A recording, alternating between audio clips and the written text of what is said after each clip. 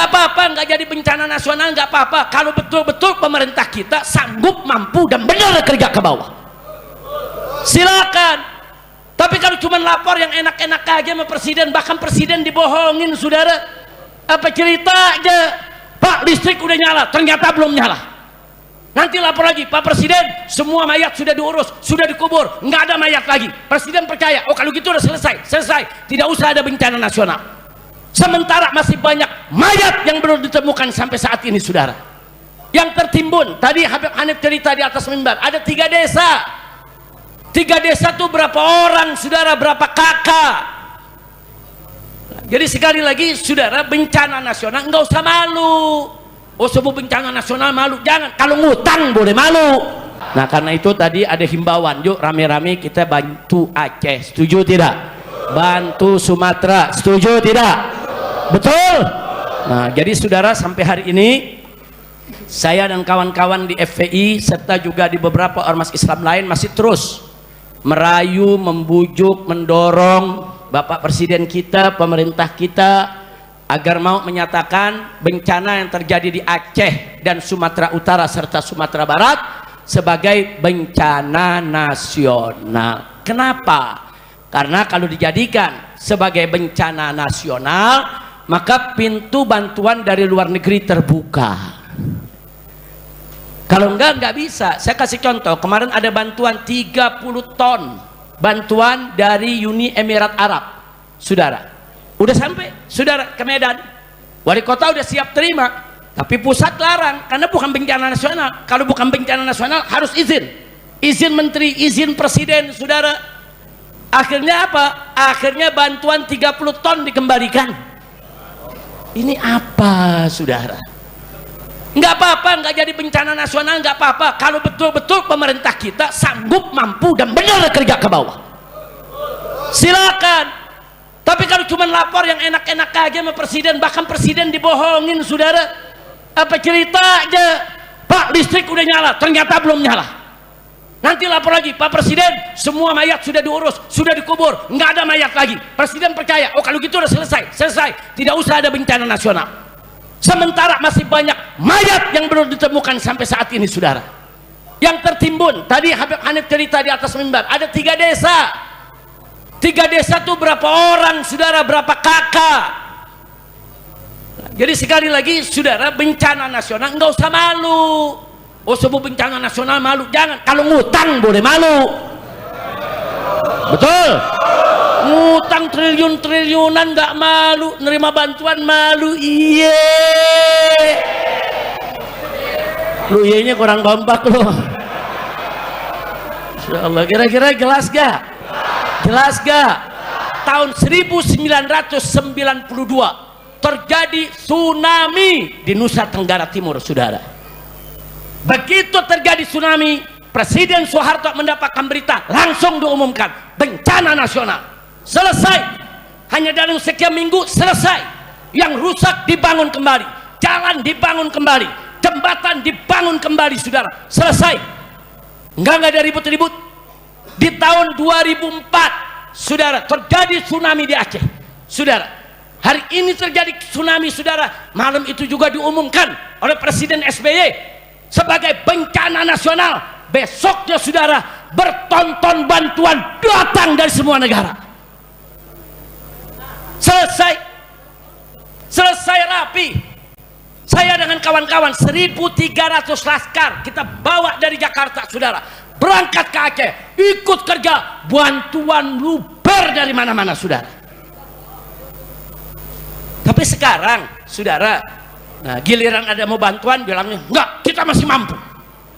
Kita masih mampu. Kita masih mampu. Masih mampu dari mana mampu? Kalau mampu jembatan udah beres. Kalau mampu tuh mayat udah selesai semua diangkat dalam waktu singkat, betul? Jangan malu, saudara. Ada lagi menteri pakai ngeremehin. Bantuan Malaysia nggak seberapa. Kecil itu, kecil. Sombongnya, saudara. Malaysia tetangga kita, saudara, beretikat baik, kirim bantuan sekecil apapun, terima kasih. kasihnya, pakai nyepelin, nggak seberapa. Nah, itu aku pengen kepret aja loh. Jamaah ini nanti ini bantu untuk Aceh 1.000 perak, 2.000 perak, bagus tidak? Wajib gak disyukuri? Jangan sampai ini menteri denger. Lu nyumbang 1.000, nih menteri jangan denger. Kalau nih menteri denger, 1.000. Udah pokoknya Masjid Madinah kirim-kirim aja, jangan ngomong, jangan diberitain. Kalau nih menteri denger gawat. Itu orang Karang Tengah kecil. Kacau tidak? Kacau tidak? Apa orang begini layak jadi menteri? Ada lagi menteri yang lain, saudara, lagi rapat nih. Apa dia ngomong? Kita nih udah siapin apa namanya kapal Hercules. Ya nanti kita berangkat nikmatinnya gitu kapal Hercules, bisa foto-foto sambil tamasya. Apa lu punya kerja? Saudara, mau ngebantuan yang dipikirin ikut tamasya pakai Hercules. Yang dipikirin mau foto-foto, saudara. Kesana bantu.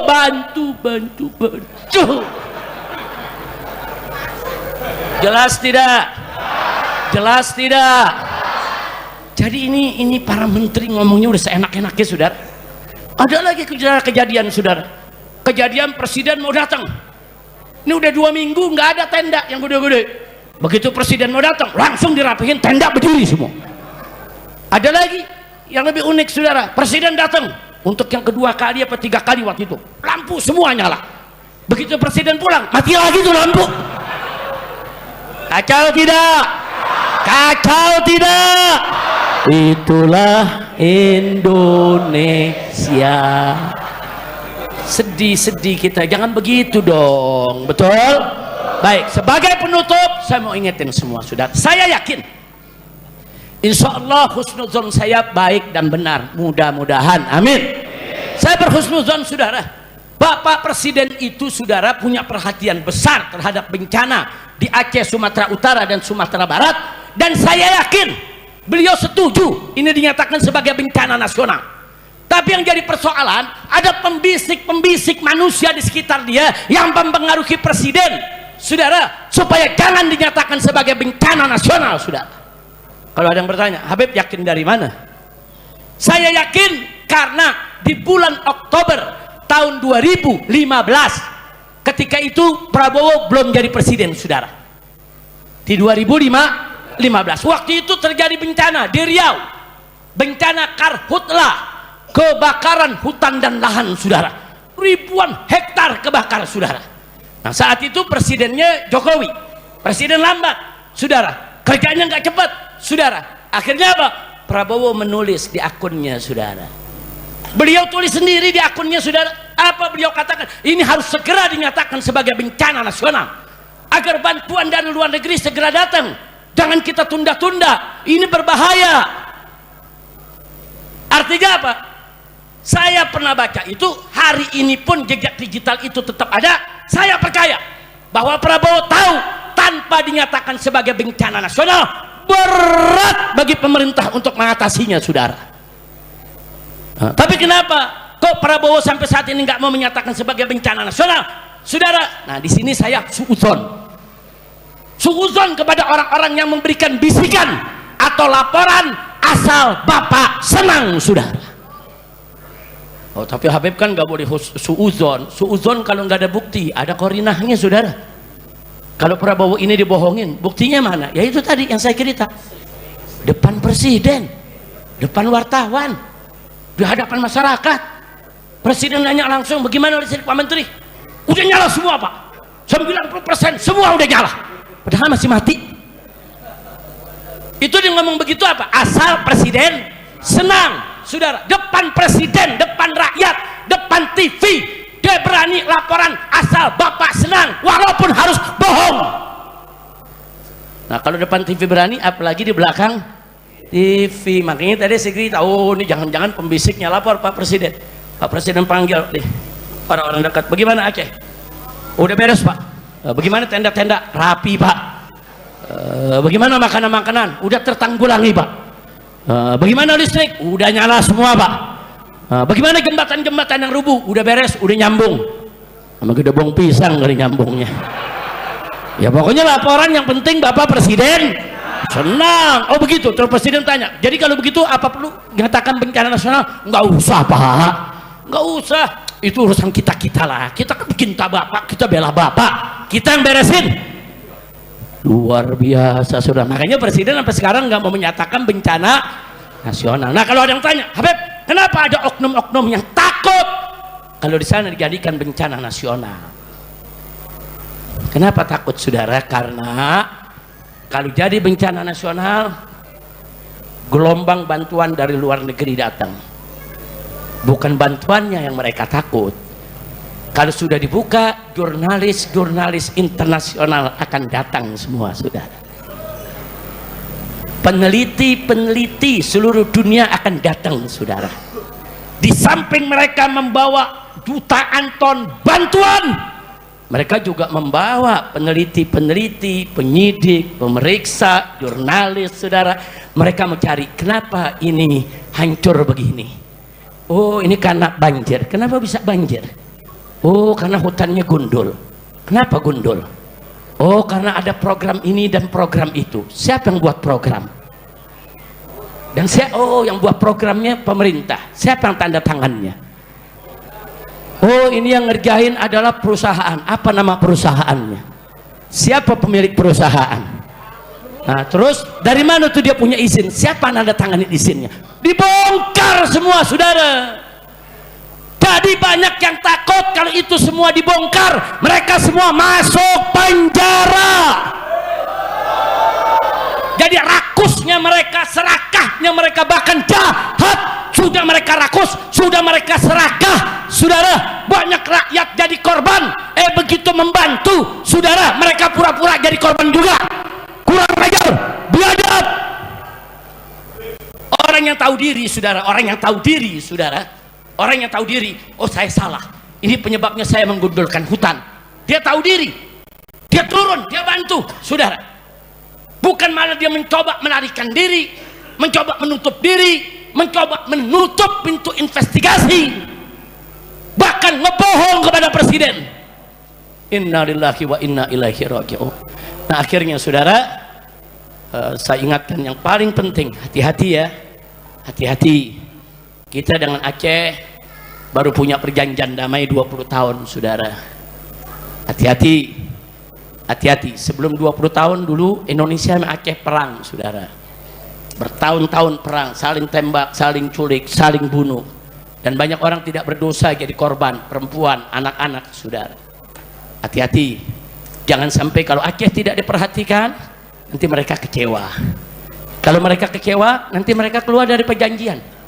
Kalau mereka keluar dari perjanjian, mereka akan angkat senjata lagi untuk lawan Republik Indonesia saudara. Dan ingat, hari ini saudara, suara-suara minta Aceh merdeka itu meluas.